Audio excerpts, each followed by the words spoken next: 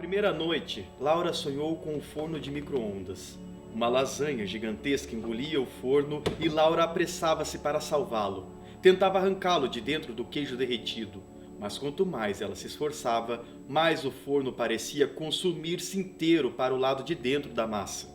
Ele acabou finalmente imerso dentro daquela gosma paquidérmica, mas logo em seguida a lasanha sentou-se calmamente no prato disposto sobre a mesa, parecendo apetitosa e pronta para ser comida. Jonas e Cláudio já estavam sentados com cara de fome e só aguardavam Laura se sentar para começar a comer. Ninguém reparou nos seus cabelos sujos, em como ela estava suada e perturbada, e nem em como o forno de micro-ondas tinha subitamente desaparecido. Laura queria dizer a todos que não poderia servi-los. A lasanha estava estragada, contaminada, não sei. Não tenho como dizer. Será que se trata de um sonho? Mas não era. Era tudo tão real. Jonas e Cláudio ali, sentados. Era tudo verdade. E eles pediam: "Mãe, você não vem?" Ela esqueceu do sonho durante o dia e só veio se lembrar dele à noite, enquanto passava o creme em volta dos olhos tomados por pés de galinha. Na segunda noite, o sonho foi menos esquisito e inteiramente verossímil. Laura costurava uma meia, ou melhor, cerzia. Ela era exímia costureira e conhecia as técnicas mais antigas de reparo de roupas usadas. E isso na realidade, é claro. Mas o ovo que apoiava a meia para que o cerzido saísse perfeito insistia em escapar da sua mão. Escorregava. Escapulia para os lados e Laura temeu que ele se quebrasse. Tirou o ovo de dentro da meia e continuou cerzindo-a sem ele. Achou que estivesse nervosa naquele dia e que, por isso, suas mãos não estivessem muito firmes. Mas dessa vez, era a agulha que entrava nos furos errados ou a linha que desfiava e Laura não conseguia achar o ponto certo do cerzimento. O resultado final ficou muito aquém do costumeiro e Laura amassou a meia insatisfeita. Onde já se viram um serviço daqueles tão indigno dela? O que diria sua mãe? É bem provável que Jonas nem reparasse. Ele era um desligado e por ele até compraria meias novas. Mas era ela mesma quem não admitia um trabalho tão mal feito. Laura acordou rindo. Que bobagem! Sonhar com cerzimento de meias. Um verdadeiro desperdício da imaginação. Mas é cada uma. O sonho da terceira noite foi mais divertido. Ou melhor, foi realmente bem mais divertido. Cláudio, Jonas e Laura iam a um parque de diversões, um daqueles aparentemente antigos e simples, sem muito aparato tecnológico, localizado no final de uma praia deserta e não muito bonita. Algo como São Vicente ou Praia Grande, onde eles um dia tiveram um apartamento. Os dois a convenciam a subir com eles na roda gigante, mas Laura teimava que não, tinha medo. E eles a levavam pelos braços, diziam: "Não se preocupe, mãe, não se preocupe, querida. Nós vamos protegê-la. Já estamos acostumados ao perigo e sempre ficaremos ao seu lado." Ela dizia que não cabiam 3 pessoas no carrinho, mas eles insistiam, dizendo que já tinham conversado com o dono do parque, que ele abriria uma exceção. Laura respondia que isso era ainda mais perigoso e que não se deveria abrir exceções em questões de segurança. No final, eles acabaram convencendo-a e, mesmo com muito medo, mesmo com a roda gigante parando bem lá no alto, Laura se divertiu muito e sorria aos dois, agradecida. Não era tão perigoso assim, e se não fosse por eles, nunca teria tido essa experiência. Saindo da roda, não se sabe como, o parque desaparecia e só restava ela, Laura e a praia, vazia. Ao acordar, Laura suspirou. Na quarta noite, antes de adormecer, Laura rezou e pediu que não sonhasse dessa vez. Ela não era mulher de sonhos e queria descansar. Seus dias já não eram dos mais fáceis, embora ela reconhecesse como era privilegiada, sempre provida de tudo o que precisava. Sem luxos, é claro, mas sem nenhuma carência.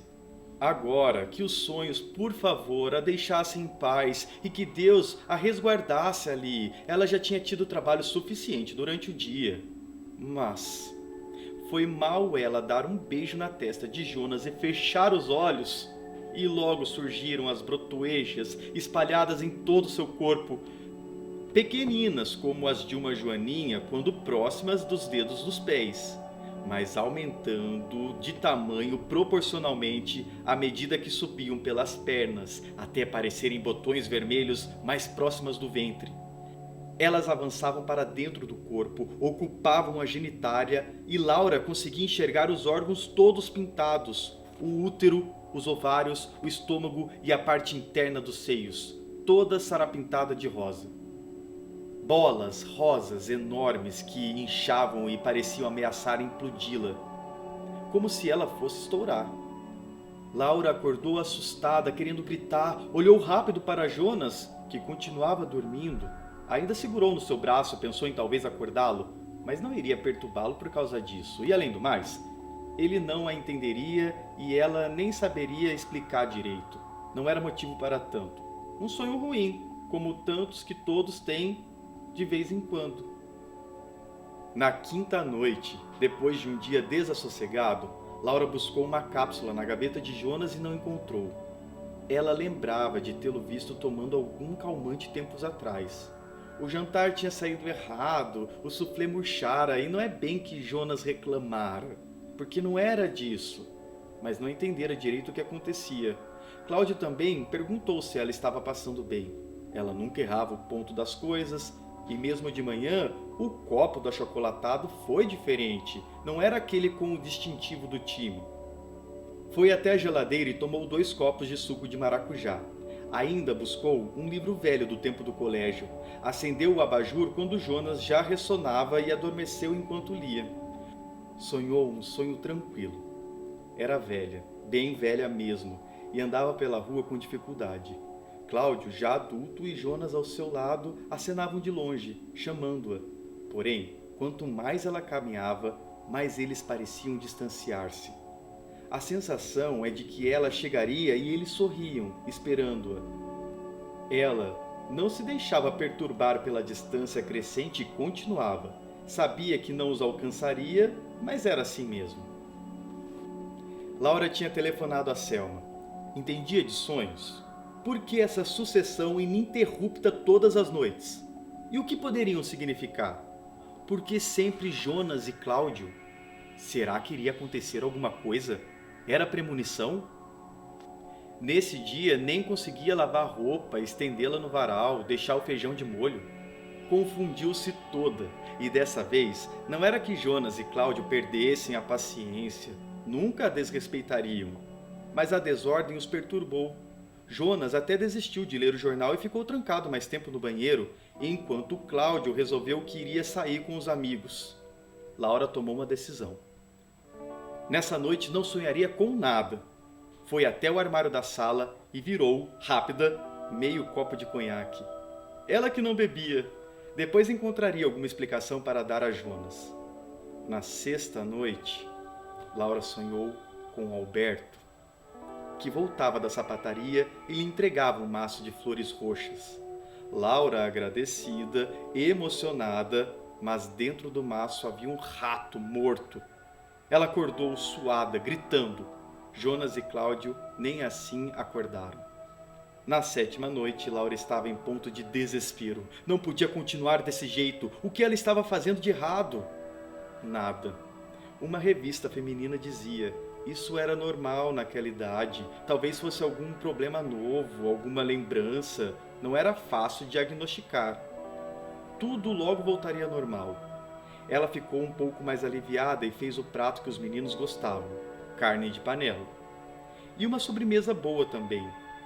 Na sétima noite, Laura sonhou que espancava uma costela até que ela se arrebentasse toda. Depois, enterrava as partes na terra, bem fundo, sujando as mãos de barro e carne, as unhas cheias de sujeira avermelhada. Ela se empapava do cheiro da mistura, deitava sobre o buraco e se embriagava de umidade e calor. No 8º dia, Laura fumou um cigarro escondida. 2. Saiu cedo de casa antes que o marido e o filho acordassem. Era um sábado e nem Cláudia ia à escola e nem Jonas trabalharia. Ficou olhando o céu nublado, a quaresmeira ainda não florida. Encontrou uma vizinha, cumprimentou-a e até sorriu. Era bom aqui, ao lado de fora, pensou. Foi até a padaria e comprou 2 pãezinhos. Melhor, resolveu comer uma média e um pão com manteiga na chapa. Ficou olhando as pessoas, algumas caminhando calmas na rua. É claro, era sábado. Tão cedo ainda, e o trânsito, mesmo hoje, já começando a ficar agitado. Voltaria para casa com o jornal, daria para Jonas ler logo cedo, levaria pães frescos para Cláudio. Cláudio, já tão grande, um homem quase. O que ela poderia ainda ensinar a ele? Será que um dia havia ensinado algo a alguém? Sim. Ele tinha bons modos, era um menino educado, inteligente, bom aluno, um menino normal, e isso se devia a ela e a Jonas, claro. Chegando em casa, tirou os sapatos e andou um pouco descalça pela cozinha. Como era gelado o piso assim, sem proteção. Jonas ainda dormia. Depositou o troco sobre a mesinha do telefone, alcançou os chinelos e sentou-se, calma, na poltrona de Jonas. Ficou piscando os olhos seguidamente e lembrou de um tio que, antigamente, dizia que a vida passa num piscar de olhos. Tão rápido piscar. Será que há algo mais rápido do que isso? Jonas, rápido, acorde. Você sabe de alguma coisa mais veloz do que os olhos piscando? Sabe a velocidade do batimento das asas de uma andorinha? Já viu um cabelo crescendo? Jonas, você não acha que eu sou mesmo uma querida?